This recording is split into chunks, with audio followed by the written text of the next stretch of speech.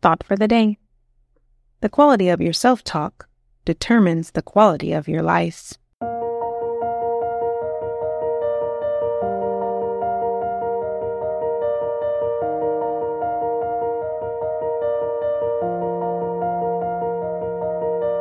Welcome to 7 Minutes for Yourself.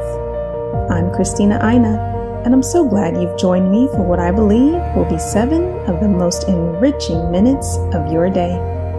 Let's take this time to reconnect with ourselves and improve our well-being. In today's episode of 7 Minutes for Yourself, we're talking about utilizing self-awareness to discourage negative self-talk. Have a listen. Yeah, so in some ways, I think you don't want to get too complicated with it. It's just the way you talk to yourself in your head. Like we all talk to ourselves. I think some of us are more or less aware of how much we talk to ourselves and sort of the quality of that speech. But I think all of us kind of understand that like thoughts kind of run through your mind. The kind of two ways I like to think about it, there's two different ways I like to approach this. One is to think about it like you have different ways of talking to different people in your life, so like I talk to my old rugby buddies from college in a very different way than I talk to my grandmother, right? It's just a different kind of style. I have like a different approach to talking, and we tend to talk about different things. So the way I talk to certain people is going to be a little bit different than the way I talk to other people. And so one way you can think about self-talk is just like you have a certain style or approach to talking with different people in your life, most of us have a certain style of talking to ourselves. And so that's one way of looking at self-talk. So what are some of the common patterns you see with your clients of people, like how they talk to themselves, both like harmful ways or potentially some, helpful ways? Yeah, so I think it's important to answer. I want to start this kind of answer by reminding everyone of there are different styles of communicating. And it's not that one or the other is bad or good, right? They're just better or worse or more helpful in different situations and with different people. So we can think about the same thing with ourselves, with our self-talk. And what happens when people get into trouble with self-talk is when their self-talk gets really stuck. They get stuck in a certain style of talking to themselves or about things that happen. And they can't shift gears, to introduce a new metaphor here. So like a really common one, for instance, is, technically they're called cognitive distortions, but their ways of thinking about things that are either inaccurate or kind of unhelpful. And so one of them is called fortune telling, right? And fortune telling is when you are basically predicting the future. Now, the ability to predict the future it can be a really great thing. Our ability to kind of imagine like what's going to happen in the future, obviously super important. Like I'm glad we can do that, right?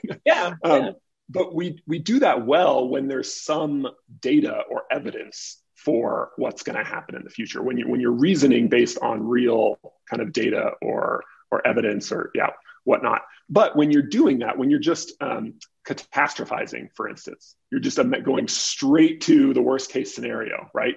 Without any reason for going there. That's a mental habit you can get into. You can just get into the habit of immediately starting to tell yourself, oh, this terrible thing is going to happen, ... and then kind of going down that like rabbit hole. Another one, this is never going to work. I'm going to fail college. No one's going to like me. Things like that, right?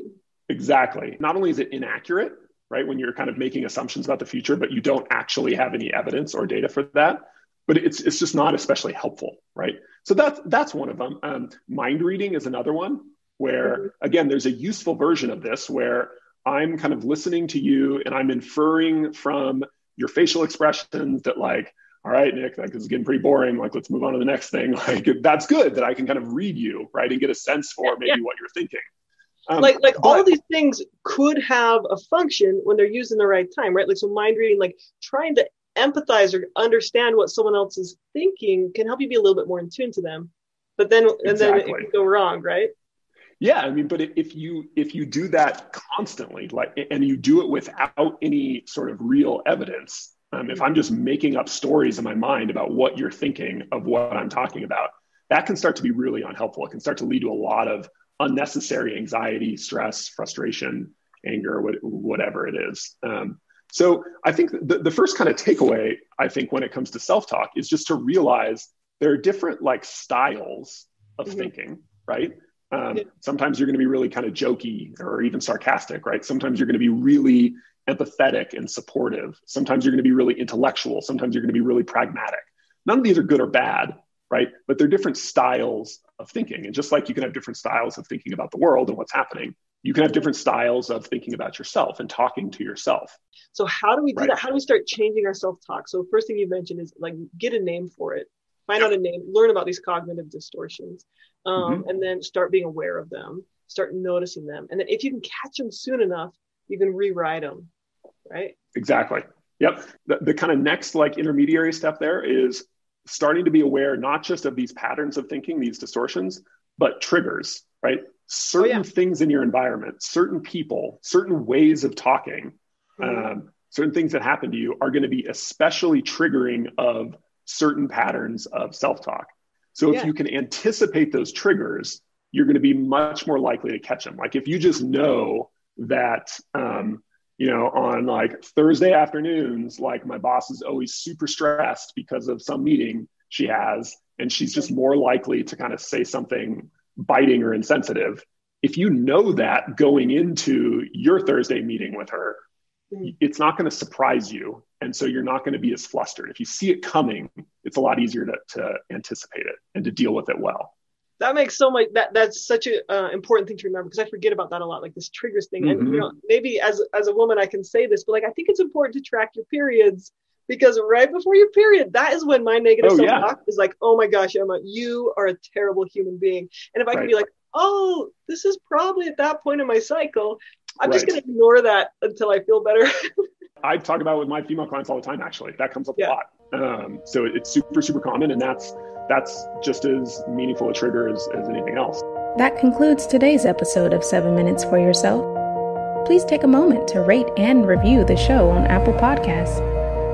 Today and every day with your kiddo is a gift. Enjoy it. Thanks for tuning in.